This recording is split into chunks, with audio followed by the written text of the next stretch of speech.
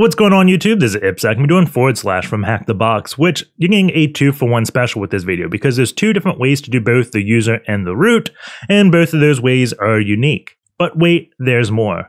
When it comes to the unintended user, that's using a PHP filter to extract source code, and we're going to take our time to build a Python script to help speed up that process so we can just type a file name and get the source code. And we're not going to stop there. We're going to take that Python script that we made, turn it into a library, and create like a custom exploit LFI Gobuster thing, and then a targeted word list, so we can have a super good Gobuster go against the box that can just extract like the entire Etsy directory or any Etsy file we know of. So with that being said, let's just jump in. I think you'll like this video. As always, we're going to start off with an Nmap, so -sc for default scripts, SV, enumerate versions, OA, output all formats, put in the Nmap directory and call it /, and then the IP address, which is 10.10.10.183. This can take some time, so I've already ran it. Looking at the results, we have just two ports open, the first one being SSH on port 22, and its banner tells us it's an Ubuntu server. We also have HTTP on port 80, and its banner is also telling us Ubuntu. We have the HTTP title script running and saying the title of the page is /gang. So let's just go take a look over at the page, going to 10.10.10.183, and it directs us to /.htb. So what I'm going to do is edit my host file to add that domain, and I forgot the VI. So let's do 10.10.10.183 and /.htb. Save this. So now when we go here, we get directed to a page and it says get /kid. And then we get some type of message that says just various things. We get a hint that says who even uses XML and auto FTP logins. So I'm going to try to take notes as I go. I hit Alt F2 to bring this prompt up, and I'm trying to open up Cherry Tree. Failing a little bit, but we got it open. Control N / Control Shift N notes, and then I'm going to put this line. Okay. Let's see. Nothing else really here. So what I'm going to do is type like robots.txt to see if I can find out anything else. I'm also going to search like index.html, not found, index.php, and we get a page. So we know this web server runs PHP, and we probably should go over and start Gobusting this. So I'm going to do Gobuster-u http /.htb, and I'm also going to put this in dir mode. -w for word list, user share word list, dirbuster, directory, list 23 medium.txt, and -o, we will call this /.htb.out. May want to do -xphp as well. So we're running this. We can also do a second Gobuster with pretty much all the same flags, but do it on the IP address. Well, actually, we don't have to. If just the IP address was like an Apache welcome page, I'd probably run it there as well because it shows two different like web server hosting. But because 10.10.10.183 redirects everything to this domain, I'm not going to worry about that. We could do a subdomain brute force. So let's see if I get it right this time. The last time in the, I think, player 2 video, I screwed up this command like hilariously. I just put the wrong URL. So looking at the vhost flags, we can do -w for word list, and I'm doing opt sec list. What is it? Discovery, DNS. And we'll do subdomains top million, I guess. There's probably a lot of these we can do. The other flag we want, let's see, -u URL, HTTP, and then we want to do backup.forwardslash.htb. Unable to connect. I didn't do -u. Okay, it started. So we'll call this vhost/.htb.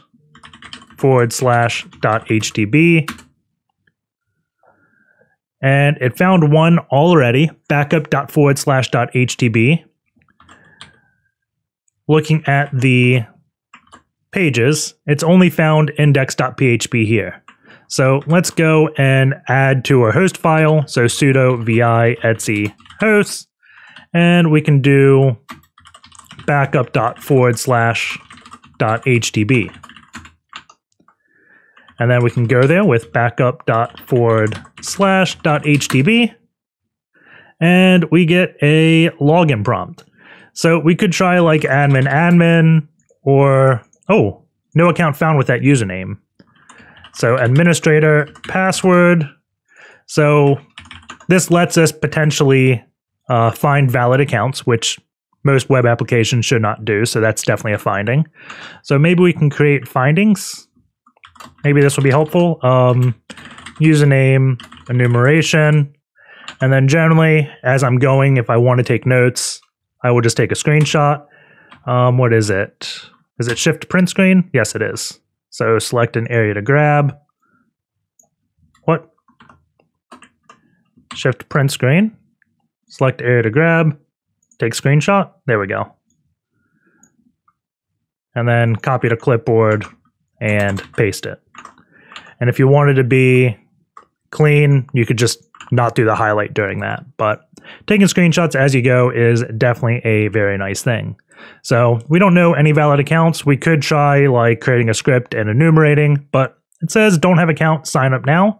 So let's just create an account. I'm going to create the account ipsec with the password of please subscribe. And then I'm going to put a bad password. And we'll also take a screenshot of this.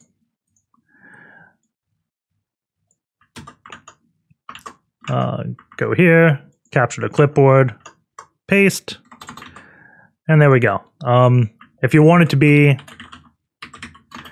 super organized, you could do separate findings per thing.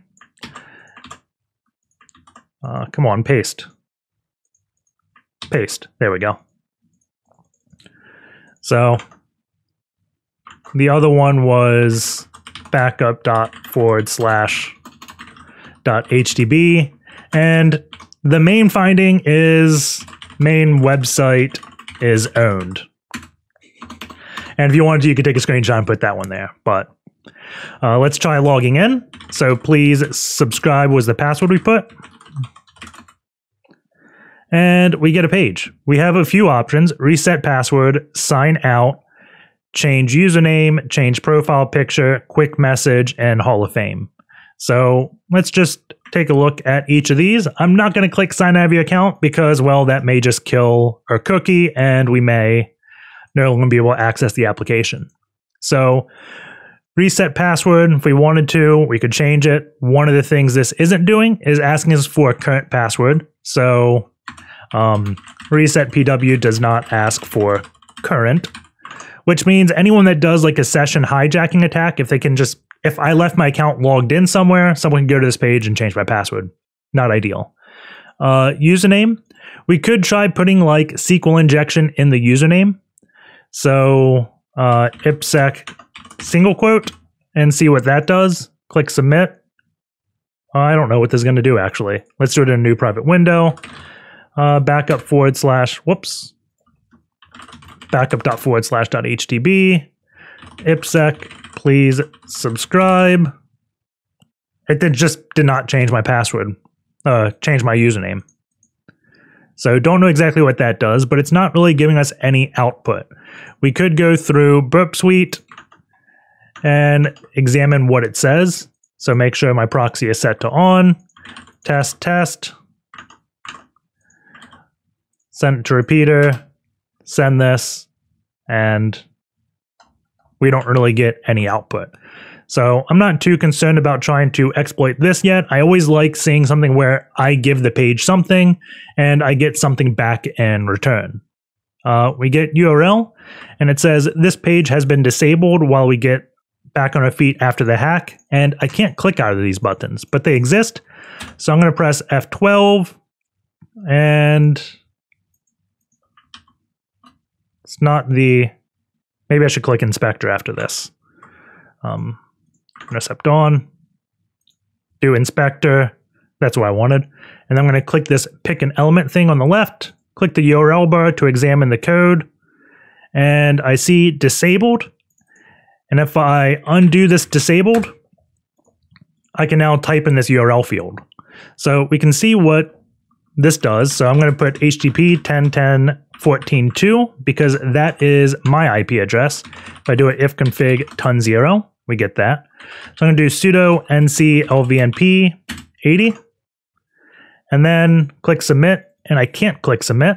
So let's look at this source, and we also see it is disabled. So undo that and then click submit. And we have a GET request. We can paste something and then it just returns us to the page and things are disabled again. So let us go into HTTP history because I didn't have intercept on, but we can just go back to the exact request, send it to repeater, and then send it to see exactly what it does. Okay, send, cancel out, go back. We want to go back to burp. And it just says this has been disabled while we try to get back on our feet after the hack. And then we don't have anything. I'm going to actually host a web page so it behaves as I'd expect. Or we could, before we do that, we could try, the URL right now is http://. There's a lot of different protocols we could do. Like most browsers, if you do file:// it'll look at local files.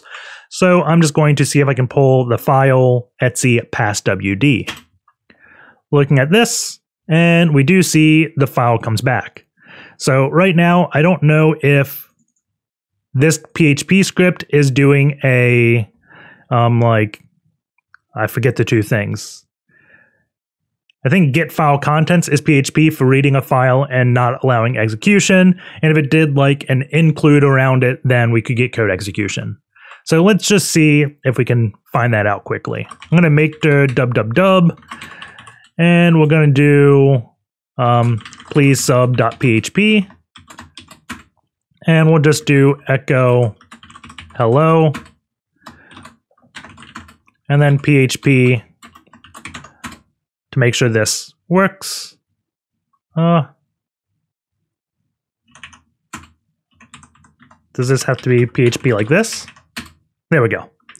So if we see the actual tags, we know it's not doing code execution. If it just says hello, we know we have code execution.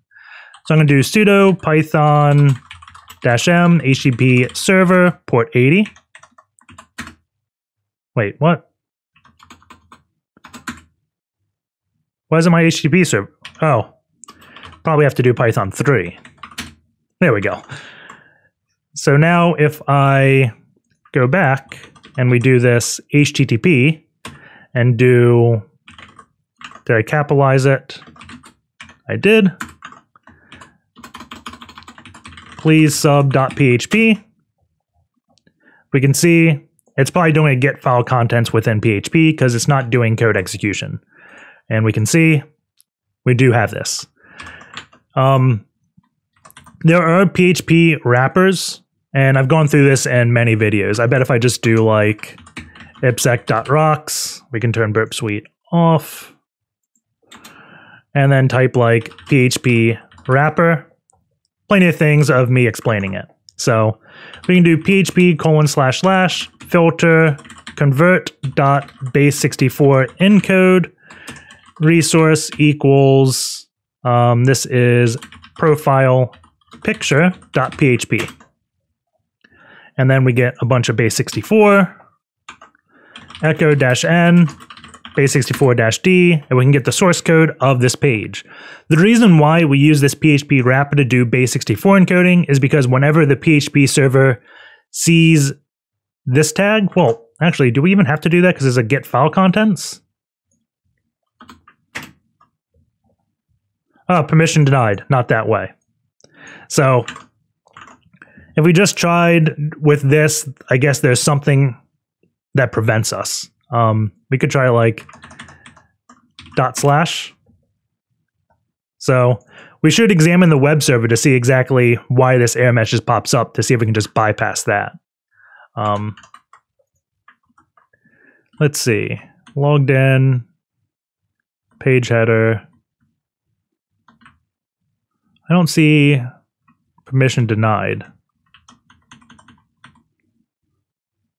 So what I'm going to do is save this to a file, ProfilePic.php.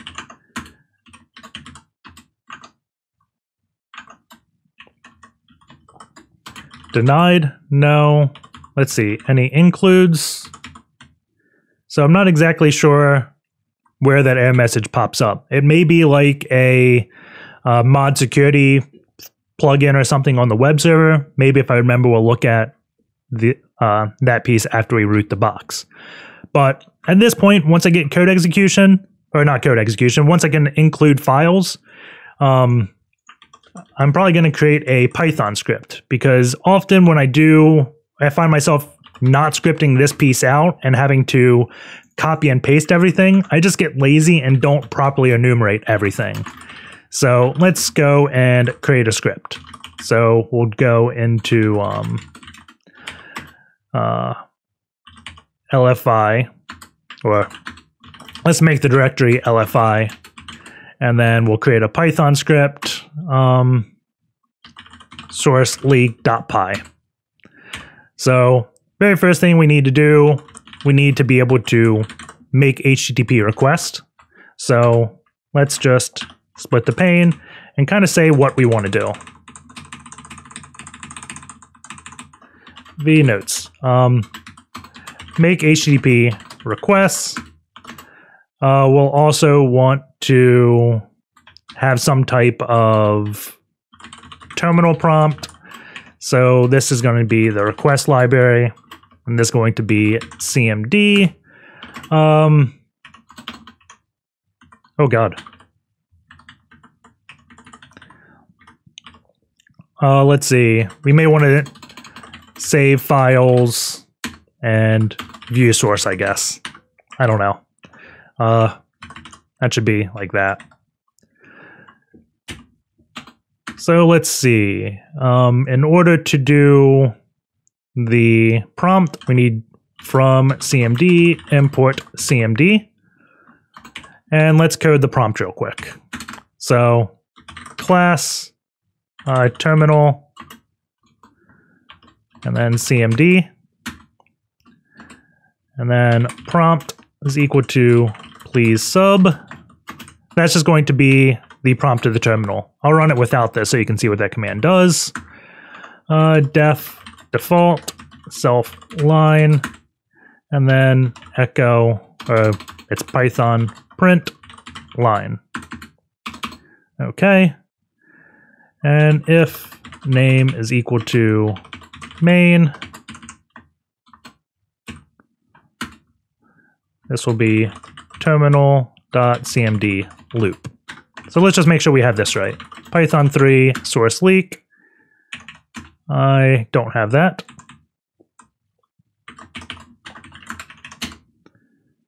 Let's see, cmd loop missing 1 on self. Let's see, class terminal, cmd, prompt, default, self line. Oh, this? No.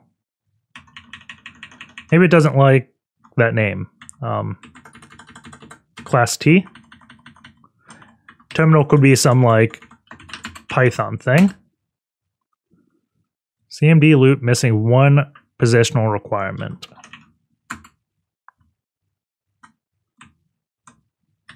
Oh, there. Let's put this back as terminal.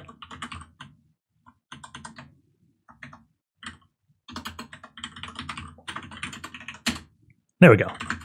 So anything we type gets outputted back. We can change please subscribe. And there we go.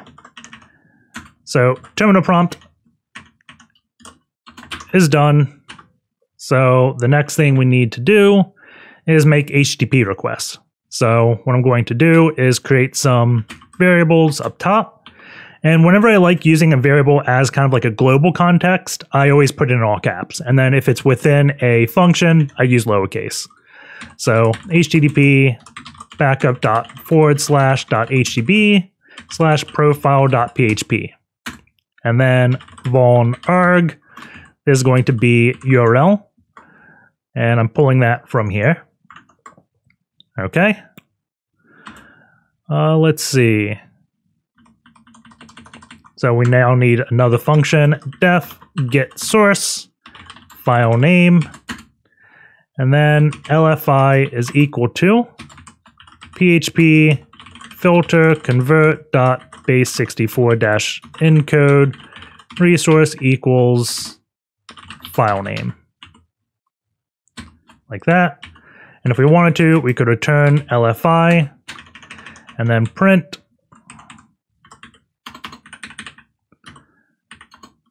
get source etc passwd.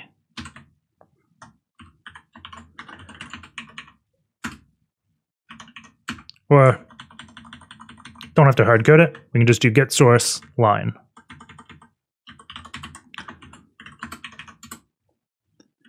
Von arg, forgot the equal sign.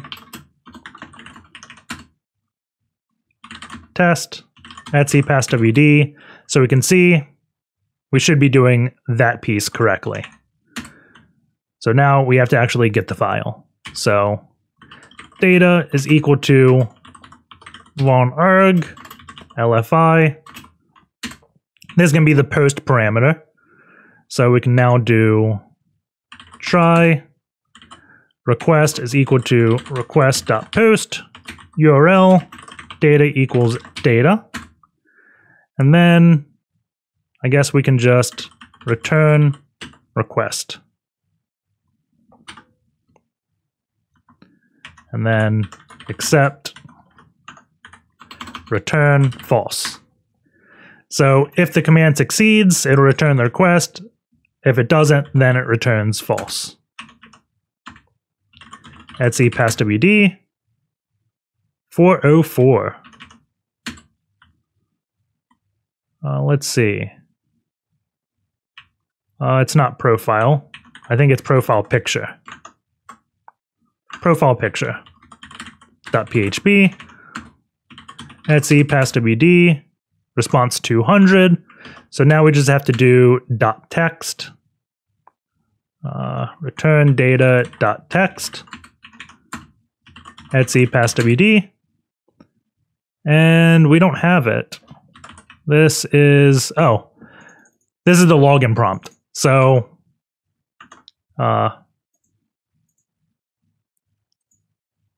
we get here because we have an actual cookie to this page. So if I go over to storage, we see PHP SetUID, and then we can copy this and add this. V source leak cookie is equal to PHP session ID, like that. And then this will probably be an exercise for you. Implement logic to log into page and grab cookie. And you can use the request.session is probably where you'd want to start Googling to do this. And now we have to go down here and do cookies is equal to cookie. Etc passwd. There we go. So now we just have to grab the base 64. We could do like regular expressions and grab everything after this HTML, but we just want to grab the very last line. So how I'm going to do this is we're going to say request is equal to this dot, what is it? Python split by line break, split line, return request, etc passwd. Did not like that. Split line. It's a split lines. Etc passwd. Yes, split lines. I did not misread that. Oh well. Got it right, so it's working. And you can see it's in list. There's commas between every line. We just want to grab the very last one. So I'm going to do -1. And now when we run this, we just get that. So need to find a way to base64 decode it. So from base64, import b64 decode. And we should be able to do b64 decode request. Etc passwd. Awesome. Now the downside is right now it's in byte format, so we can just pipe it to decode, and then we won't have to worry about that. So return that dot decode. Etc passwd, and now we can easily get a bunch of files. So like index.php, ProfilePicture.php. Like, this makes it so much easier to grab the source. Took a little bit longer, but it's definitely worthwhile. There's an API.php, but there's one more thing I want to do, and I want to save the files. So we got the view source down. We got make HTTP request, and now I want to save everything because nothing's worse than going through something and then like, what was that? And having to do the exploit again, or maybe the web server's down and you just don't have it. So you should always have some type of way to save things. So I'm going to create another function called save file, and we're going to pass it 2 lines, the file name and the source code. And I'm going to use the pathlib module. So from pathlib, import path. And we need to know the directory, and we also need to know the file name. And this path is going to have them both, which I don't want. So instead of file name, I'm going to say this is going to be full name. And full name means path plus file name. So dir name is equal to path full name dot parent, and then we'll do file name is equal to path full name dot name. And we should be able to print dir name and print file name. So let's do source is equal to get source, and then save file, and we're doing line source. Etc passwd. So we have this correct. We printed it /etc and passwd. So now we have to create the directories and save it. So we'll do save path is equal to our current directory. And I'm going to use OS for this. So import OS. os.get current working directory plus / plus dir name. print save path. And the reason why I'm doing this is because if there's like two index.php files, if I write them both into my current working directory, one will collide with the other. So I always want to take into account what directories there are. So etc passwd, can't concatenate string. Maybe if I do str here, maybe this works. Awesome. So this is where it would be saving passwd to. These two slashes shouldn't matter. That maybe should do a fix, but we'll see if it doesn't. So plus save name, let's do that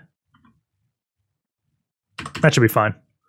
So the reason why I didn't want to use full name there, which I was just thinking, why didn't I do that, is because I need to make the directories. So now we can do try os.makeDirs and save path. Except none. So now if it'll try to create all the directories, and all we have to do now is write the file. So f is equal to open. This is save path plus slash file name. Yeah, we need save path. If I just used full name there, it's not going to do a current working directory. Okay, now f.write source f.close. etc passwd. No such follow directory. Okay, we have to put the mode w plus. That needs to be in quotes. etc passwd. Now I created the directory etc, and passwd is here. So that is good news.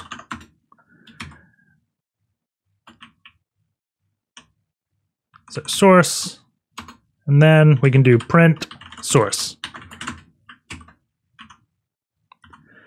Python 3, source leak. So now if I did index.php, or let's do etc lsb-release, and let's get out of this program. We can go into etc, and we can see it saved that. And we also see it saved index.php here. So before I go and poke even further, we're going to add a thing and say script it. So right now, the LFI is all manual, but let's go and create a new thing called brute.py. And I'm going to do from source leak import star, and this will give me the ability to use any function in that program. So etc passwd, Python 3, we just want to do brute. Source leak, no module name. Get source. From source leak, import star.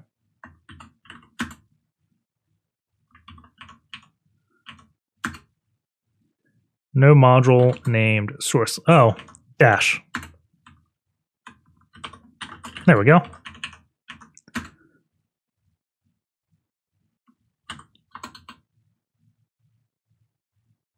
That should work. Let's just do, we'll call it leak.py or lfi.py. Brute from LFI import star. There we go. So if we do print, that's good. The reason why I'm doing this is because now we can create a script to like brute force a bunch of things. So find /etc, and this is going to take every etc file on my box. So I'm going to actually use sudo, in case I don't have permissions to read some file names, to files. So if I cat files, now I have a list of my Etsy directory. So we can go to brute.py and say for line in open files print line.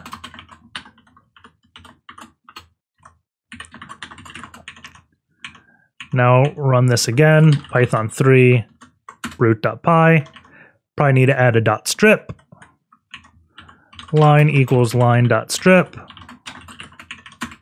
There we go. So we can say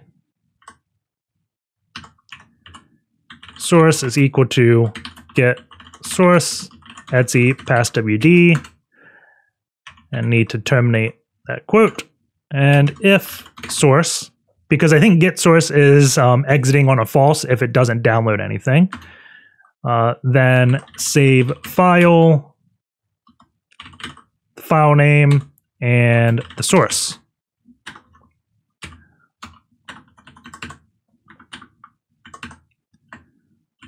Okay, Python 3 brute.py. Files not defined. This is line.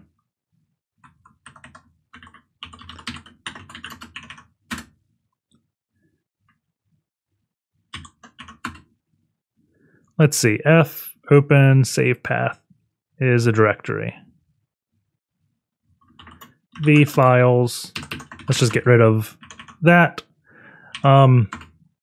We could wrap a try around this source to ignore that. What happened there was /Etsy existed in my file list, and it was trying to open /Etsy as a file, and it's already a directory, so it couldn't. But now we run this brute force script, and oh my god. Fopen, not a directory. Oh, this is one of my more embarrassing bugs. I had hard-coded this to kind of explain what was happening. We can just put line here. That may be better. And there we go, it runs. So if we go into Etsy or LFI Etsy, we can see it creating files as it finds them. So now while we go and manually poke at the server, we have something that's automatically poking at the server, making us much more efficient.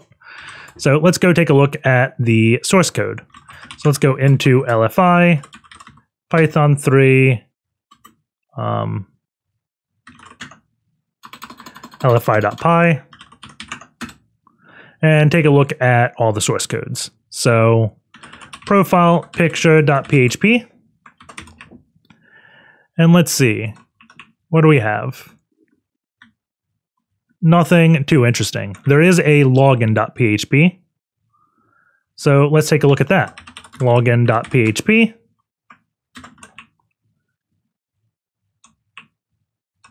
And see what we have here. Post.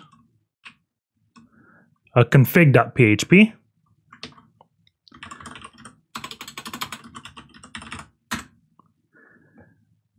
And we have potential username and password. So www data and this. So let's go cherry tree, subnode, creds, www data, and paste it. So Etsy, passwd, look at users. We got Chiv, Pain, and that may be it. Phi, cat, Etsy, passwd, grep, bash. So we have root, Pain, and Chiv. So let's do vi passwords. Copy this. Paste. Echo-n. I just want to count the characters of this. WC-C, 99. If it was like 32, 40, or some type of characters that stands out to me as hashing, like 32 would be MD5, 40 would be SHA-1 some, I tried cracking it or something, but this looks like it's just a straight password. So we can do crackmap exec ssh root or -u root -p passwords, and we specify 10.10.10.183. See if this works. And I would create a users.txt, but right now crackmap exec has a bug that doesn't let me use a file name in this way. So that's what I'm just doing each one manually. So that password didn't get us anything. If we go back to Gobuster, don't really have too much. There should be something that just hasn't hit yet. Curl /.h. Oh, there's one thing we're missing actually. Hasn't hit yet, but we should have ran a second Gobuster on backup.forwardslash.htb. And because I just ran this, because I guess I pasted it and probably, oh no, I don't have a T here, so I didn't, what? Okay, yeah, I didn't clobber it. I thought I clobbered the output file, so I was just going to kill the previous one. Output file backup.forwardslash.htb and run this Gobuster. This one should get a hit on dev. If I curl, there we go. I've done this box before, so I knew that. So we should go and look at dev's source. So let's go back to the Python script, dev/index.php. And we could try hitting it as well. So if we did backup/dev index.php, we just get access denied. So we can look at this source. We see a weird function here. And when I go show the intended route, I'll go explore what this is. But going all the way up, we should have credentials. XML API test. It's pulling stuff from login.php.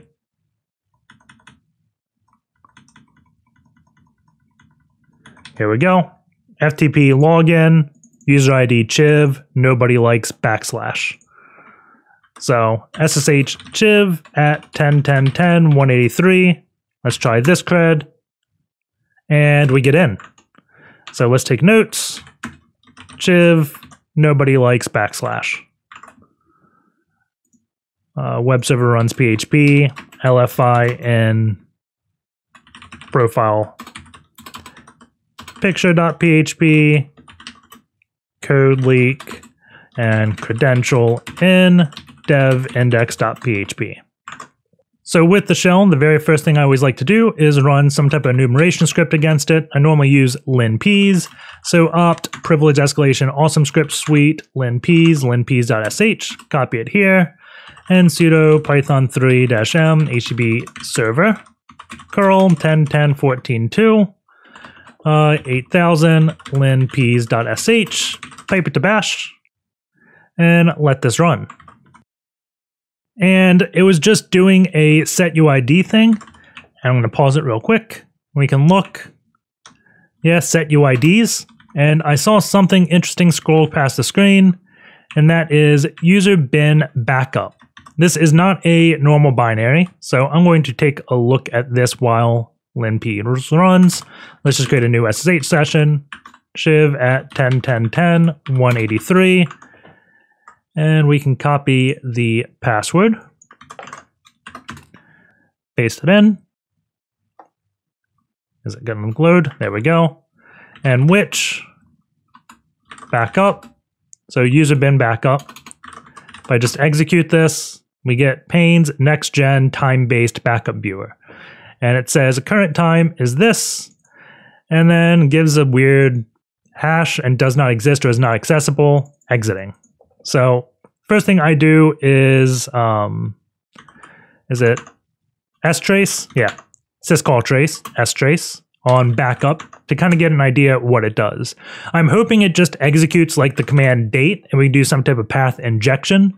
Like if I do date, we could just test for it, but vdate bin bash echo pwned.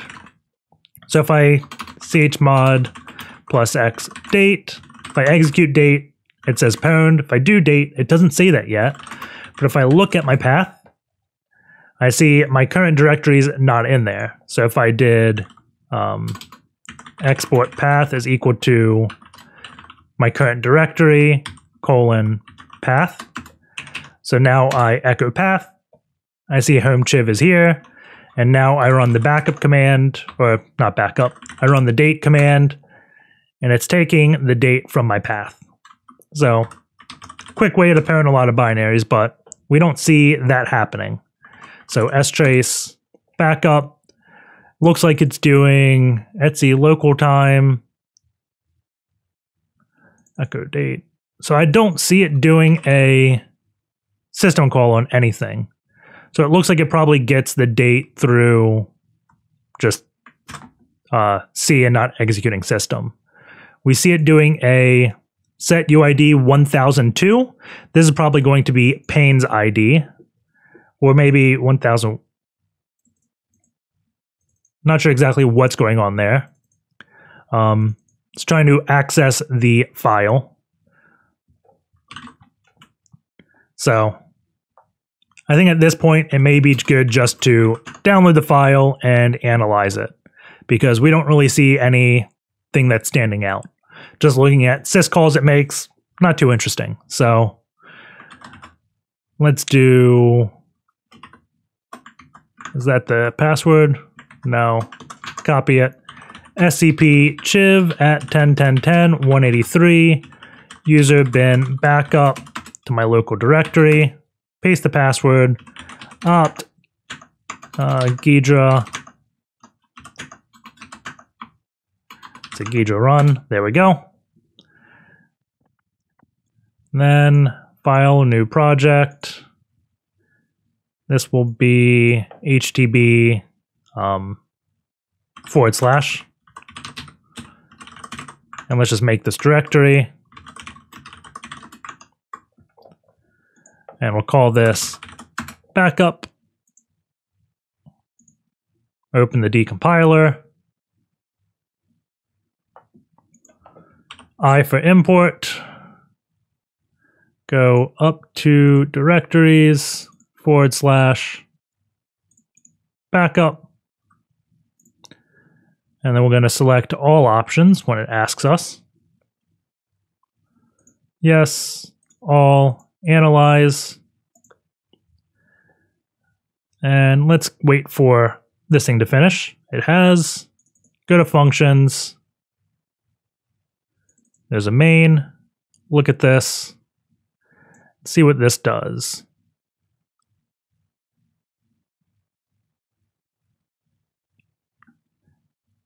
So just a bunch of defining right now. It's doing a printf and then the dates. So the very first one's going to be hour. So local 40. This is probably going to be hour. I just hit L to rename. You can see it pulled the hour right there. Next one, local 48.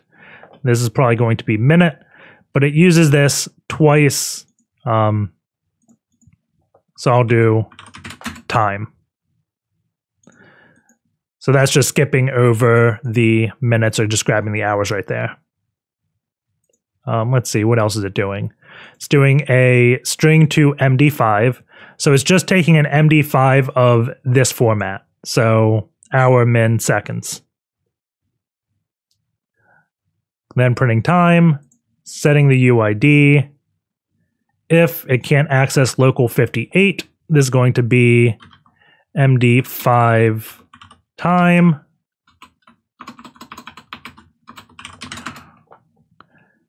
It says does not exist. Else, it's going to open the file. And if it can read the file name, so this is going to be the file descriptor, probably. If it can't open it, it says it can't. Else, it looks like it will print it. So if the Chiv user can read a file, it prints it, essentially. So let's go look on this box and do find slash, I think dash, maybe user chiv to dev null. And we also probably want to do dash ls to see permissions. And that's going to show everything that Chiv owns on this box.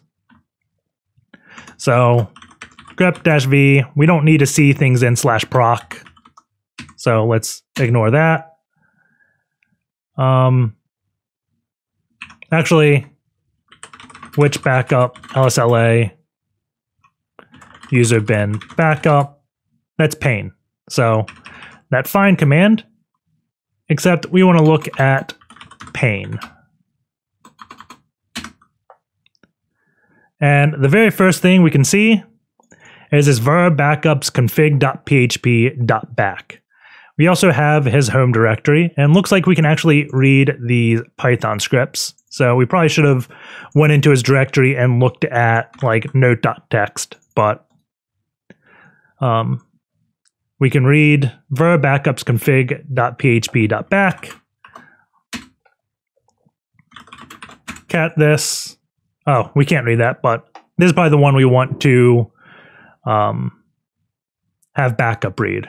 So running the backup command, it tells us the current time. If we run this twice, since it's a second, the command executes twice in 1 second easily, so we can see this matches twice. So what I'm going to do is say I is equal to backup, grab the very last line with tail, and then the hash is the second word. So I'm going to do awk print 2, and we'll do echo I and see it's the hash. So now we can do a symbolic link with ln-s to say the file var backups, what was it, config.php.bak is equal to this. So what that's going to do is create essentially a shortcut with this as the file name. And whenever someone tries to access this, it's going to point them over to this backup file. And we'll run backup again. And we can see we get the file. So pain, and then another password. So go over to cherry tree, creds, pain, and we can try su pain, and we get in. So at this point, we can read user.txt, note, etc. Looking at encryptonator, looks like some type of crypto challenge. But looking at sudo, we can see we're able to execute the command crypt setup lux open and mount. If you had actually read the note.txt clearly, you would see they've encrypted stuff and put some type of crypto magic key on it. So that's why we can do lux open, because they've created a encrypted lux volume and put some secrets in that, and then this little Python script protects that. And that intended way is to break this crypto, which we will do in just a bit. However, I hadn't done that way. I looked at this crypt setup, lux open, and decided to drop a lux container on this box with a SetUID. So let's do that. Let's do create lux container, maybe. Let's see. This looks good. So the very first thing we do, we have to create a block device. So let's go back to our box, and we can delete this. and run this command. Actually, I always hate running dd commands,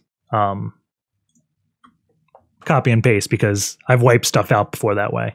So ddif for input file, we'll call this please sub.img, or we could call it .lux. Doesn't really matter what we call it. Actually, input file is dev0. Output file is please sub.lux. And then block size, they have equal to 1M. Count, we'll do a 20 meg file. Yeah, that should work. So if I cat please sub.lux, it's just 20 megs of nothing. du-hs, you can see that, but there's nothing in it. If we xxd it, it's all zeros. So that just created blank space on our hard drive. So the next step to do is this crypt setup. So this is going to create the Lux container. So copy. Let's make dir Lux move into Lux. There we go. So Lux format. Please subscribe.lux, type yes in capital letters. I'm just going to put PW for the passphrase and let it create this container. And now we do a Lux open on this. So we called it please sub.lux. And then this is going to be the device name, the next thing. So we'll call this if I can type like this video. And the passphrase. So what that command did is now we have ls dev mapper like this video, which is just a block device. So we create a ext4 partition on this. So sudo mkfs.ext4, right? mkfs.ext4 and dev mapper like this video. So this is going to create a file system. And now we should just be able to mount it. So sudo mount dev mapper into /mnt.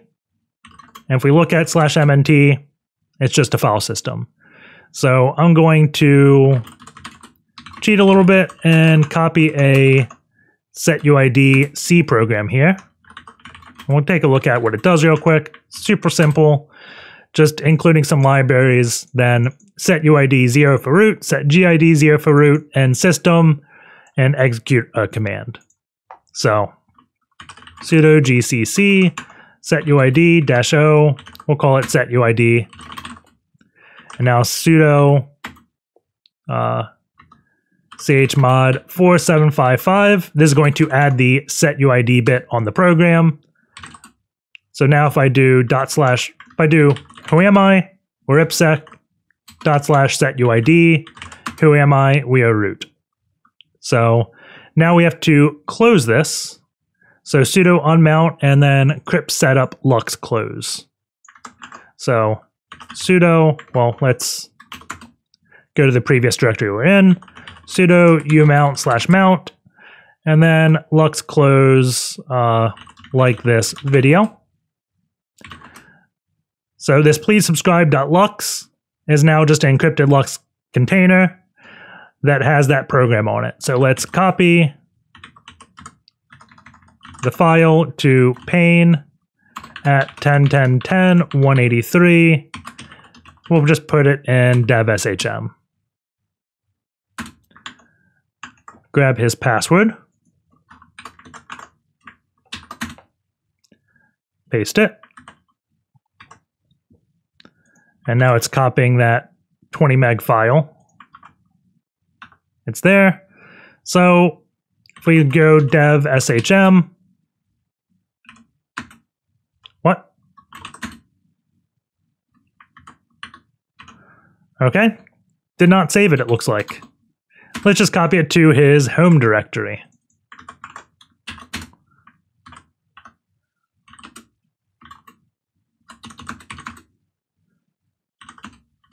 So we should have the file there.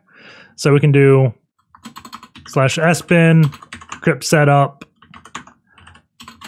lux open, please subscribe, .lux, and we'll call it like this video. We have to do sudo. Now it's mounting that lux thing. Oh, we actually have to use backup because dev mapper backup. So sudo lux close. Oh, we can't close. Huh. Okay. But I think you can mount it multiple times. So mount back up. And we can do sudo bin mount dev mapper backup and go into my slash directory because the mount command specifies ./mount, which will mount it here. Sudo cd mount, and we have our SetUID program. If we run it, we are root. So let's just do SetUID bash. And we have now successfully prevesked on this box. So let's go and do the root the intended way. I was thinking, do we do the use as the intended way or the root first as the intended way? And let's just do the root. So sudo-l, let's do sudo, we just copy it.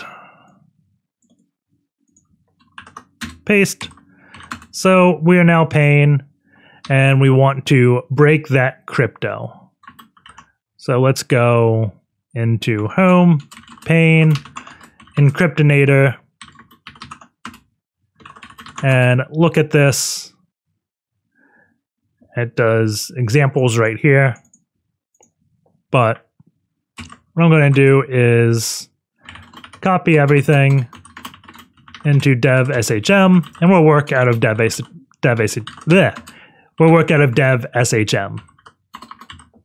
Looking at the actual source code, at how it encrypts, we see it grabbing key and grabbing message.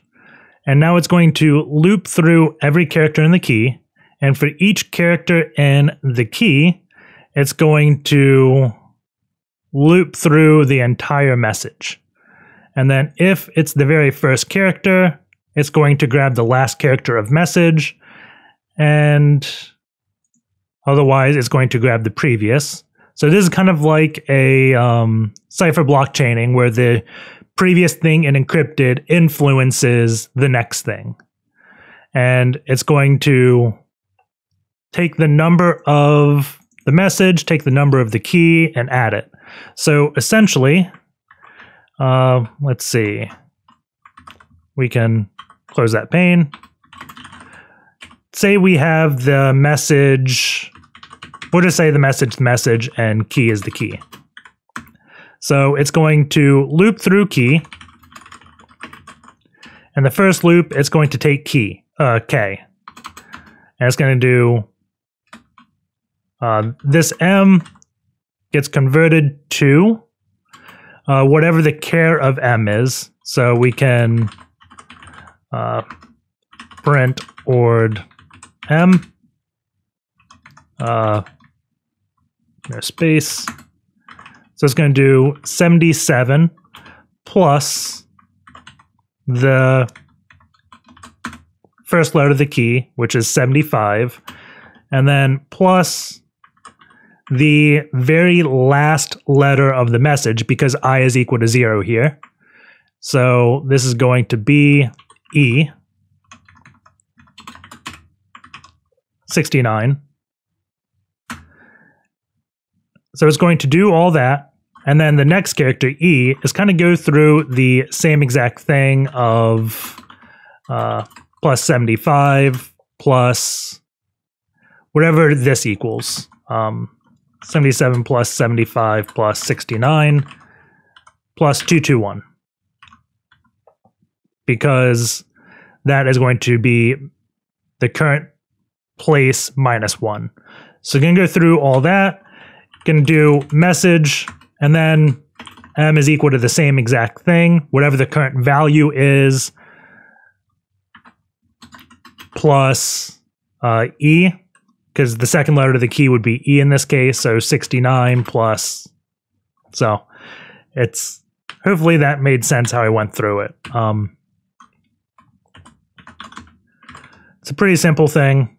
I'm sure if you look at it enough, you'll understand it, but essentially what I'm going to do is let's just try to create a Bruteforcer. So that's why I copied everything here. So let's just go to encryptor, delete these 2 lines because we don't really care about them. And we're going to create cipher is equal to encrypt. And we'll just say sub for subscribe. And then it'll be, what can you do to help me out? And if we print cipher and just run this, you can see it encrypts content. Awesome. So now we want to create a Bruteforcer. So for key length in range 0 to, we'll say 8. Print key length. I just want to make sure I did this correctly. Okay. Let's do 1 to 9. That's why I always like running things that I'm not 100% familiar on. So that range did 0 to 7 when I expected it to do 1 through 8.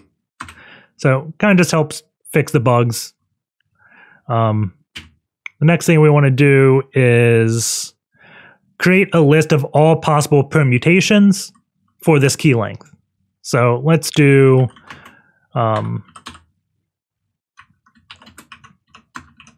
import itertools and import string.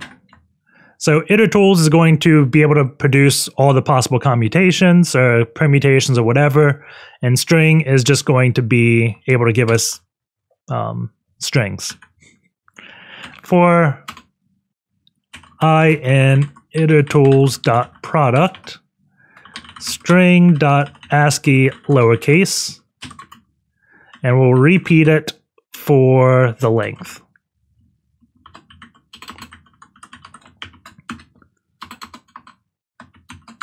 And if we print I, you should get an idea of what it's doing, and I should get an idea if I made a typo or not.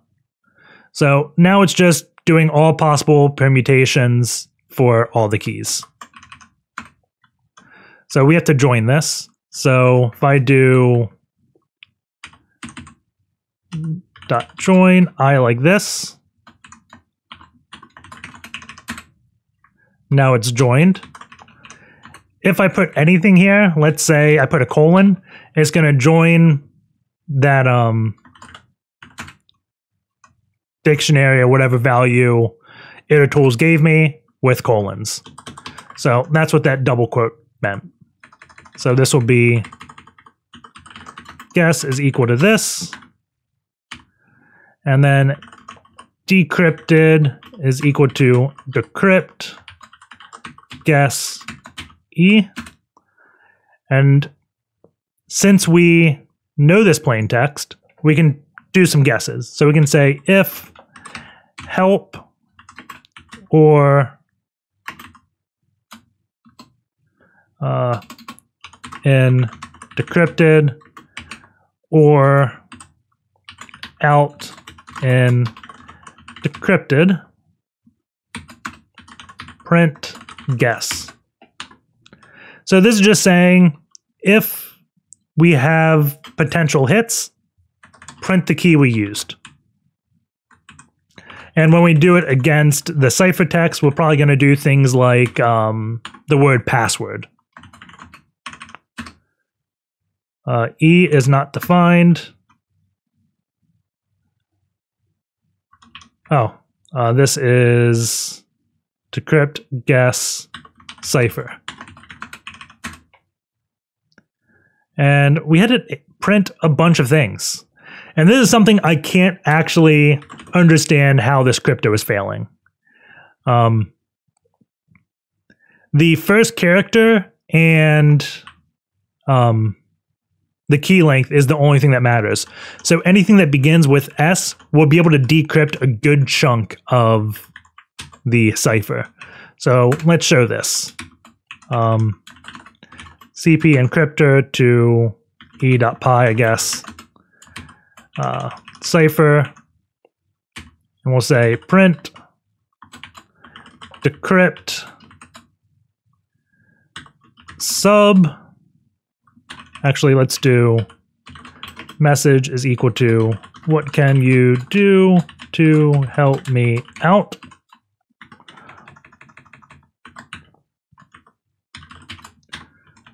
So decrypt sub message. So let's just make sure this works. Python 3 e.py does not. Oh, this is cipher. So it was saying anything that began with S and was 3 characters. So we'll do 3 S's, 2 T's, P, and H. And you can see it's only messing up the second to fourth character and decrypting everything else. I have no idea why this is happening. I looked at it for a long time. If it's an extra character, it won't decrypt anything. And the weird thing is, the first character and what comes after it, this is the length of the key. So if we do subscribe, message, and we'll do a capital S, and then how many characters is subscribe? I think 8. 1, 2, 3, 4, 5, 6, 7, 8, 9.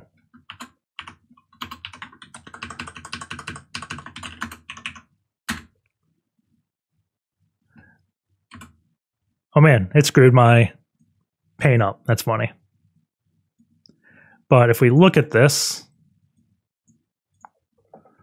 ve.py,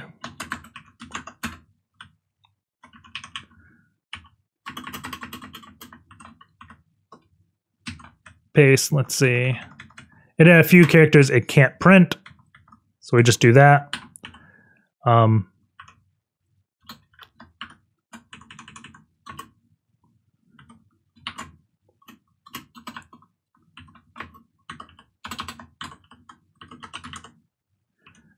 So it's weird.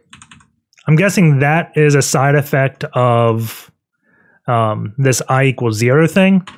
I'm actually not sure. What if I just take this out and break? So if I = 0, do nothing. What's going to happen here? Still decrypts. So it just messes up the first character, I believe.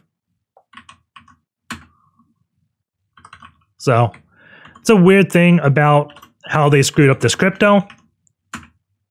Don't actually understand it, but at least we can kind of reproduce it. So in order to decrypt this ciphertext, all we need to do is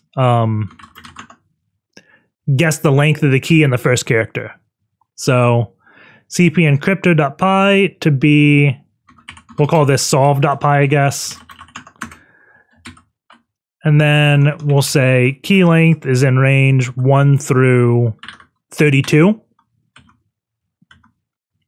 And you could have also used like rocku.txt and just got lucky, because as long as the very first character hits, you can decrypt it. So We don't need to use itertools anymore. So we can say for I in, let's just do string ASCII lowercase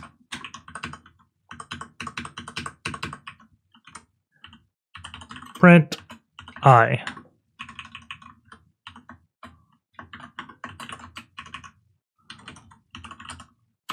Python 3 solve. Okay. So this will be I times key length. There we go. So if you look at the beginning of this file, whoops, less, you can see it's just going to brute force the entire lowercase string with that. So at first it does the same character once, then it does the same character twice, then 3 times and whatnot. So we can now, instead of saying print, we can say guess is equal to this, and then decrypt is equal to decrypt. Ooh, we don't want to overwrite that name. Decrypted. I'll just call it D. D is equal to decrypt, guess, and the message. We'll call it the cipher. And then say if password, we'll say pass,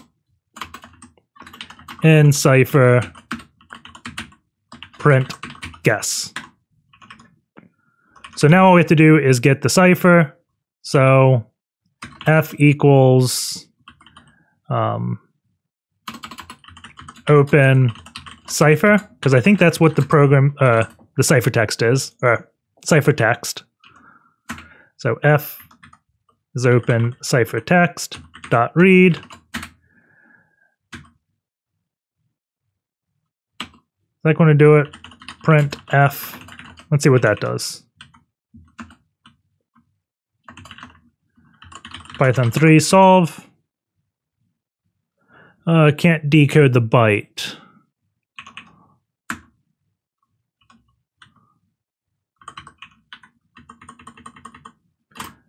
Let's do that. Cipher is equal to f.read.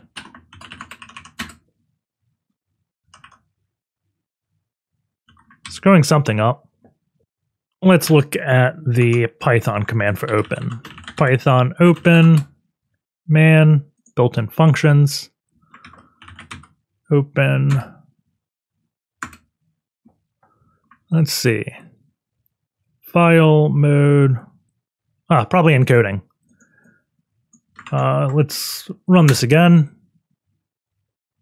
Invalid character. So 0xCB is not a valid UTF-8 character. My favorite encoding lately to use in Python 3, whenever I get those type of things, is Latin. You could do like Unicode or something, but I just find Latin to be the best. And the error message went away, but we don't actually get any output. So we probably should do multiple words. So let's see. Trying to think of a good way to do a list and this if. I'm just going to say words is equal to, we'll say is the B A, like that. It's hard to build sentences without these words. So at. There we go. If, I wonder if Python has a contains. Python contains another string. Football in, I'm just going to do it the lazy way. For word and words, if word and cipher. There we go. We may get multiple hits. Print guess. Maybe break.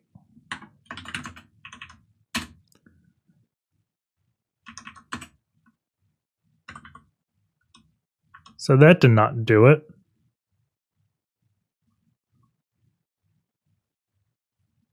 Oh. Not cipher. ND for decrypted contents.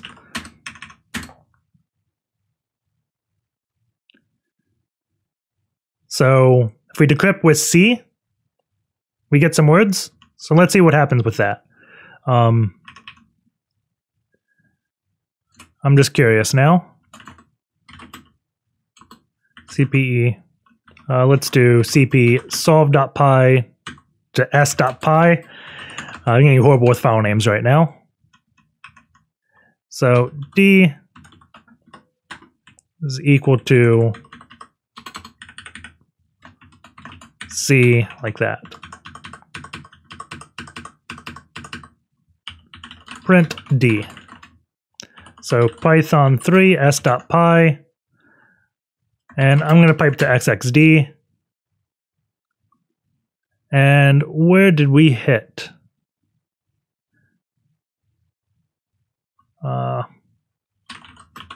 Tail-10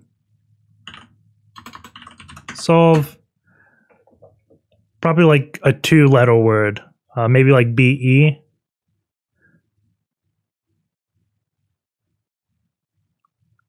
We hit somewhere. I don't know. grep-i-is. Oh. grep-i-is. The B. I don't think it would trigger in hex. AT. Equals JWAT. So that's where it hit. So what we can do to our script is actually put spaces.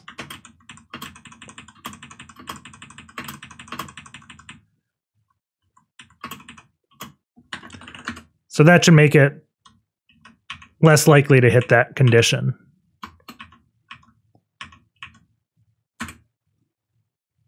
So with a few V's, few I's, few R's, few T's, and a bunch of Y's. So let's try these V's. I don't know what key I just hit. VIS.py. Python 3 s.py.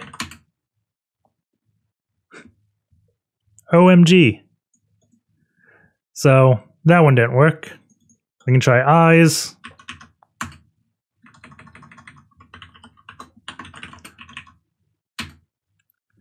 Still not getting text. These T's happen twice. That's weird. I don't know why they would happen twice.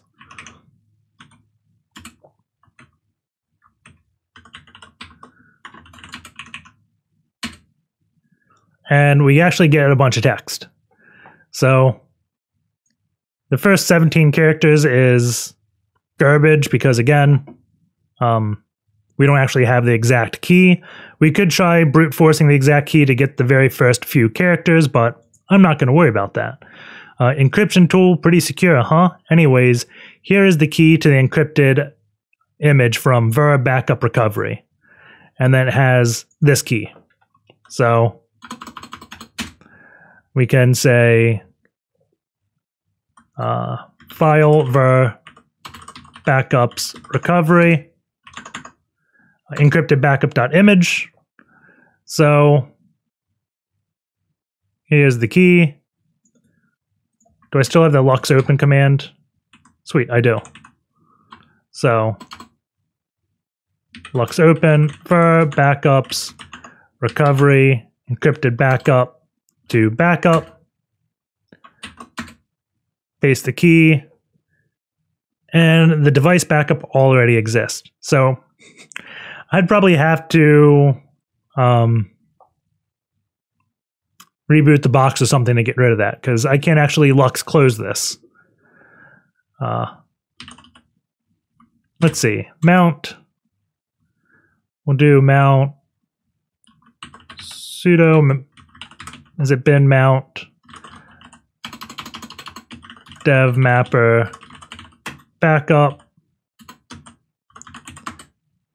make to mount cd mount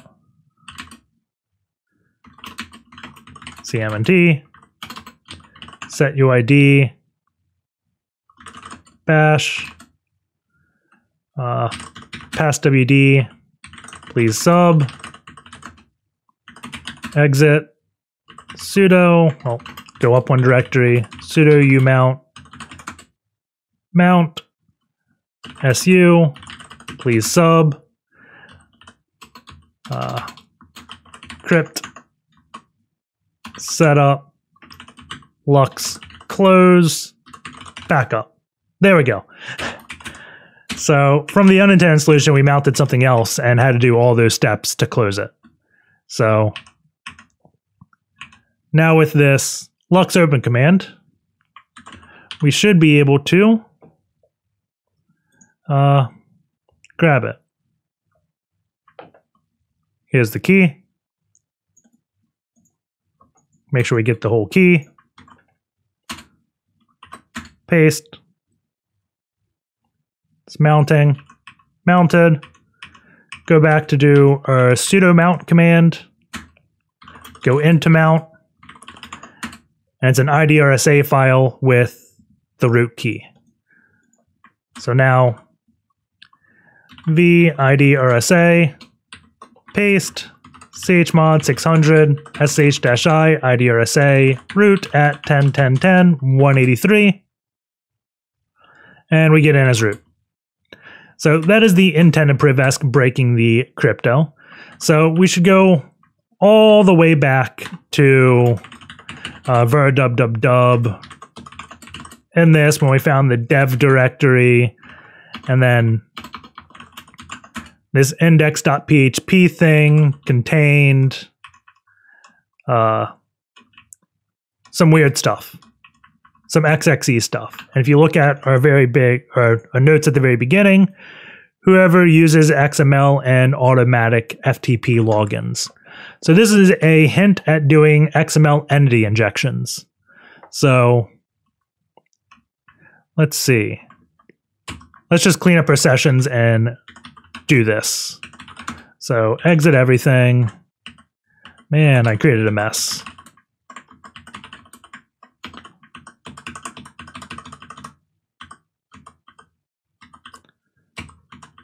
Okay.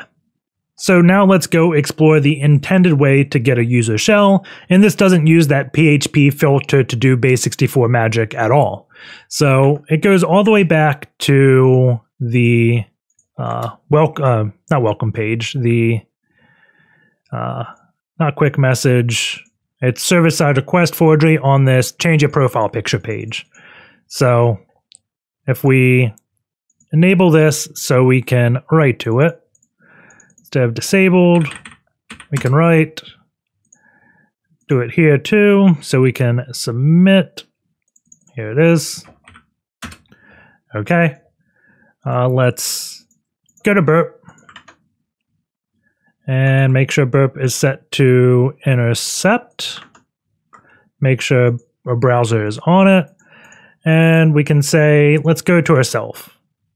So nclvnp 80 sudo submit, go to burp suite, center repeater, go, and we get the request. So we can make the server actually make HTTP requests.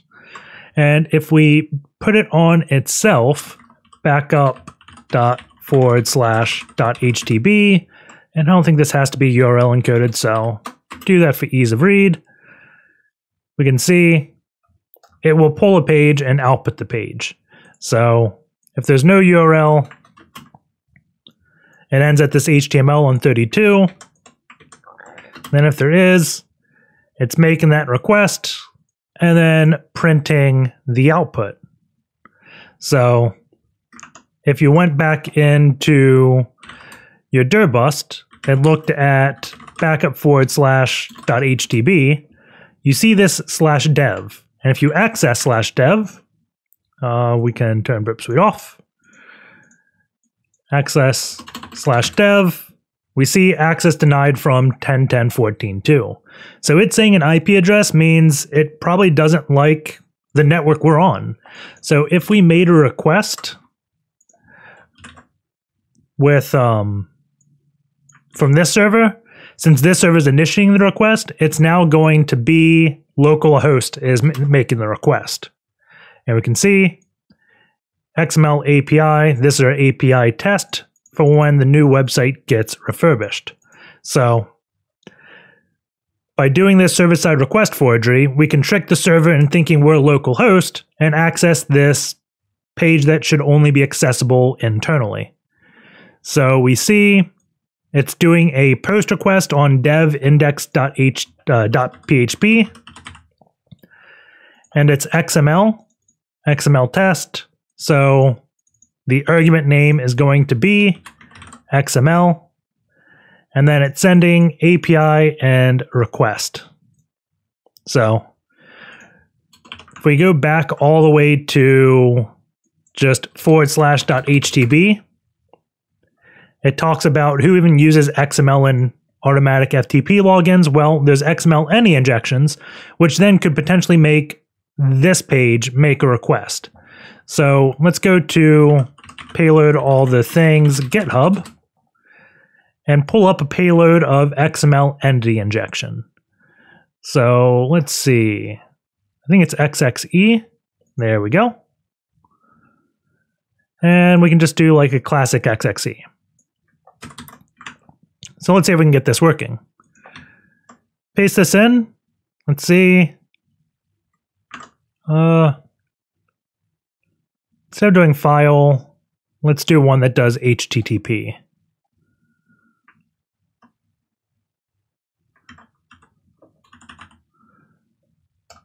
Let's see. Did I pass something? Classic, blind. So this one is going to make a request back to our server. So let's use this one. So we paste the XML, and we don't want it to go to burp collaborator. We just want to go to 10.10.14.2. And we want to make sure we are listening on port 80. So sudo netcat lvnp 80. And if we send this, of course, it's not going to work because, I mean, this probably isn't even a valid payload. We could try putting it all on one line, but in burp, you can just encode the line breaks. So like, I'll do right here. So if you highlight, right click, convert, URL, all characters, you can see it converted the line break to 0D0A.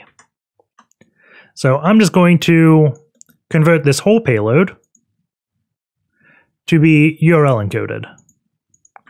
And then we're going to send it, and we don't get anything. And that's because when you do these type of server-side request forgeries, you generally have to do a double URL encode. So I'm going to highlight the whole thing, press U again, or Control U, and it's going to double URL encode. What that means is this percent has now got URL encoded to %25, because that is the URL encoding of a percent.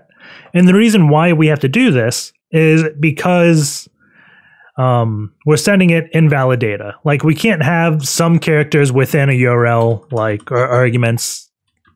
Like, I'm typing a few bad ones. And when we do the URL encode the first time, it's working for our burp session. So we sent this to the ProfilePicture.php page.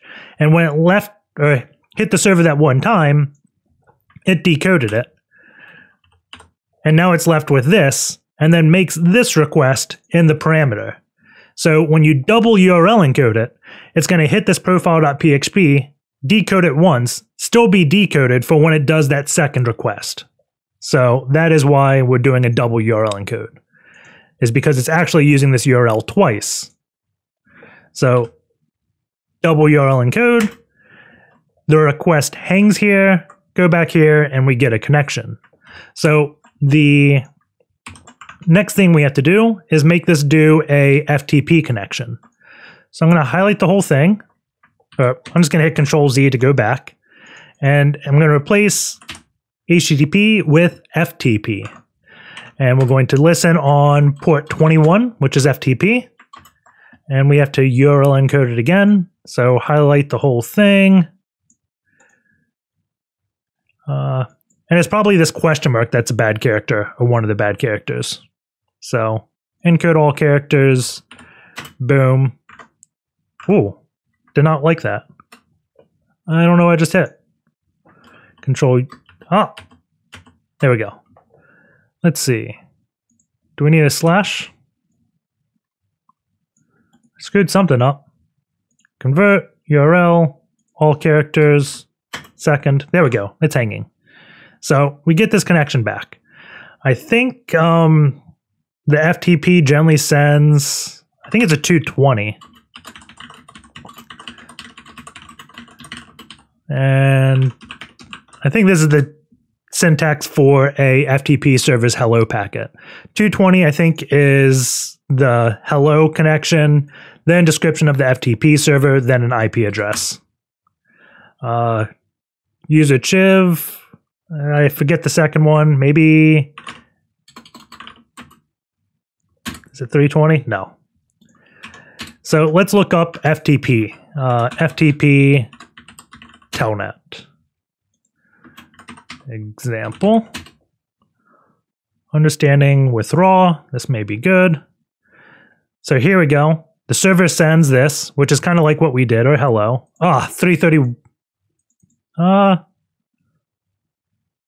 That's for anonymous. What if we send a 331 if it would be fine? We're about to do it an easier way. I was just showing off right now. 220. Okay. 331. Chiv. Okay. And then we get the password. So if we continued on and did like a 230 access granted, it's going to do type I and continue whatever it's doing. So if we kept implementing an FTP, we could potentially get a file they're trying to send. But easy way to do this is just use responder. So if I do sudo responder -I ton 0, we can see all these servers it has on. And this means if someone tries to connect and send a password, it's just going to accept and tell us. So FTP is one of the things that the server is running. So we just send the request, gets to responder, and we get the credential. So that's the intended way to get the password. Let's look into like why we couldn't just do URL equals index.php with this permission denied thing. So let's look at this. sh-i idrsa root at 10.10.10 So cd var dub grep -R, and I'm going to search for not that way.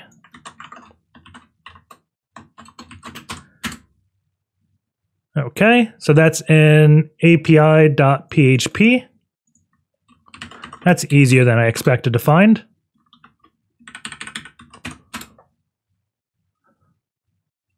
So let's see, it's right here.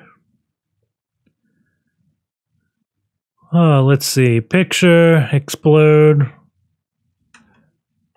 So picture is going to be output, and then this file gets contents thing.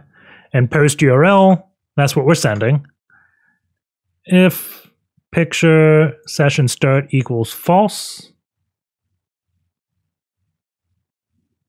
I think what this is doing is saying if session._start is within the page, then say you can't do this. So whenever he tried to include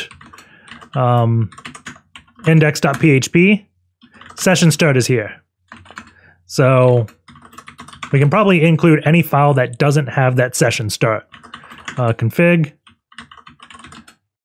So config doesn't have any instance of session. It's not going to output anything because it's within these PHP tags, so PHP is going to execute it. But if we don't get permission denied, not that way, we can be confident that's how the server is behaving. Oh. Whoa.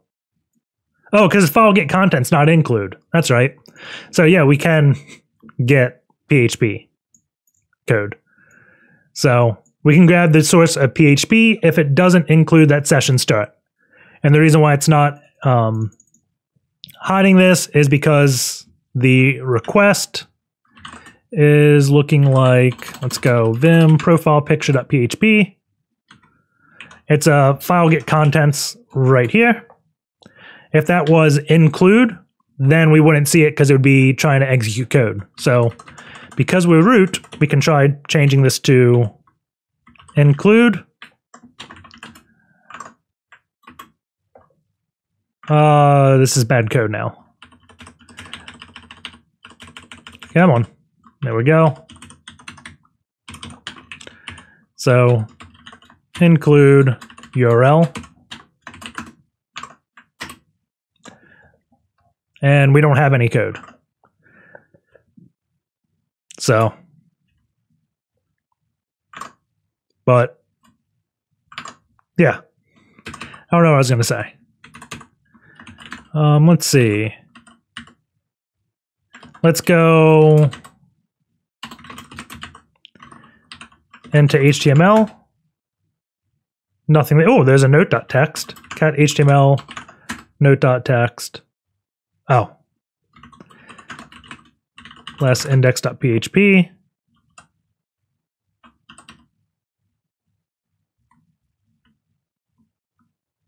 Okay. So all this is doing index.php if server name is not /.htb redirect. So that's how that redirect worked. So backup grep-r system exec. I'm just saying if there's any other like dangerous functions in this, but doesn't look like it is. So when recording the intro, I realized there was one other cool thing I could show you, and that's going all the way back to the LFI script that we created that does some brute forcing of directories, and we could improve this logic to make it crawl pages and hunt for other PHP files to download. So what I'm going to do is remove star.php and hope I don't remove anything important. Looks like it's fine. And I'm going to create crawl.py. And just like last time, I'm going to do from LFI import star. So this will import the LFI script. And then we do if name is equal to main. And all this does is say this piece of code will only be executed if we're accessing it directly. If we include it as a library, it doesn't get executed because name is not going to be main.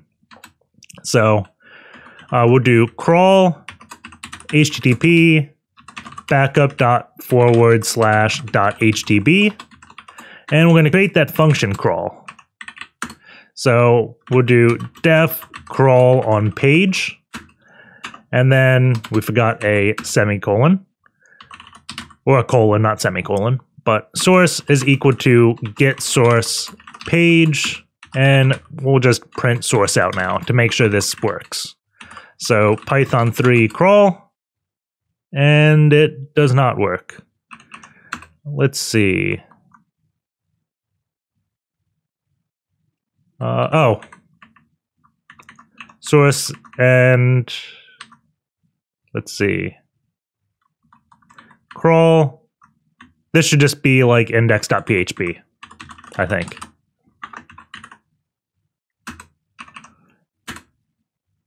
Still false.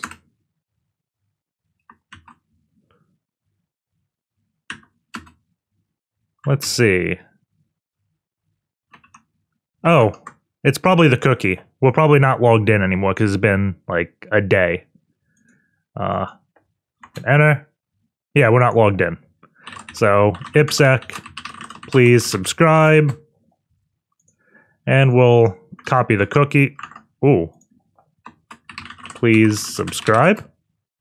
There we go. So copy the cookie. LFI. It doesn't look like it generates new sessions. It probably just, oh god, no. There we go. There we go. Now we're crawling. So we want to look through this source code to get PHP files. So let's go back into crawl.py and let's import the regex module, so RE. And we can say files is equal to re.findAll, regular expression, whatever is in these parentheses will be matched. So we want A to Z, and then, hold on. There we go. A to Z, match any number of A to Z .php. So we can try that first, if I can type. And we're searching source, and we can print files. So let's see how this works. Not well. I did not terminate.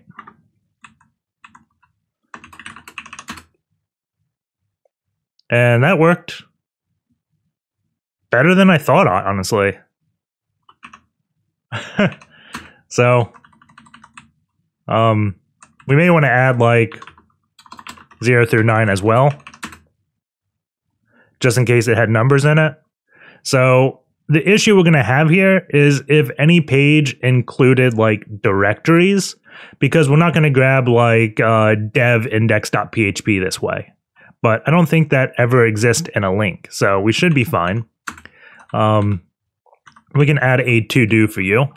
So to-do, allow regex to parse URLs. Right now, it only grabs file names. So that should be simple enough. So here we do for I in files, and then we can say crawl I, and we also want to print I so we know what we're going to crawl. Run this, and we see it kind of going through a loop between welcome and login. So we have to have some type of logic so it knows what it's crawled before. So we're going to do crawled is equal to a list, and then say if I not in crawled, then we'll do crawl.append I to add this to our we've already crawled it list. And we can say, whoops, indent those two. And instead of printing I want to print crawled. And eventually we get some type of error. Expected string of bytes like object. So let's, before this thing, let's print source. We want to print both the page and the source. I'm guessing we're getting false somewhere here, so it didn't like one of the pages. Password.php, it did not like. And this one is actually probably password reset.php. So we should add a dash in here. So backslash dash, I think, or hyphen. And it looks like it completed that time. So let's now do this. And it downloaded a bunch of things. And we can see there was a dash in that. So what we want to do here is put a try and accept, or maybe, let's see. If not source, print failed to download page.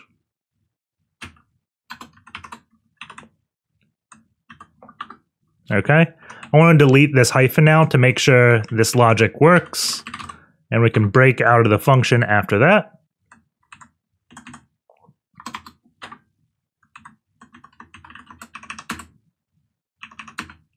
Breaks outside of a loop.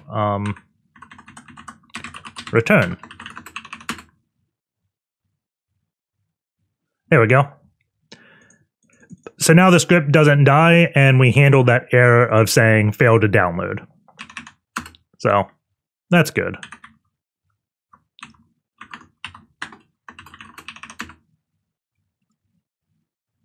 Okay. So now we can get rid of this logic of printing crawled, and we can say, how do we do it before with save file? Save underscore file, page name, and then source, I believe. So we can say crawl append, save file, I is going to be the page name, and the source is called source. So do it ls here. We don't have any PHP scripts. So Python 3 LFI.py. Actually, let's do v LFI.py real quick. And for save file, I want to do get current working directory downloads dir name. So it's going to make a directory download so we don't pollute our current directory. Python 3 crawl.py. We probably should have put some type of logic to say downloading file, but we didn't. We do have a downloads directory and a bunch of PHP files. So then we could like grep it for a password and find a bunch of hits. But yeah, that is creating a custom web crawler with this LFI. Hope you guys enjoyed that little extra tidbit. Take care, and I will see you all next week.